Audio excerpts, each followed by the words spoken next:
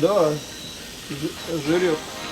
Кто занимается, скульптор, ему для всего хорошо. И форму набрать, когда не надо, надо аккуратненько это самое набирать. Оно для всего подходит.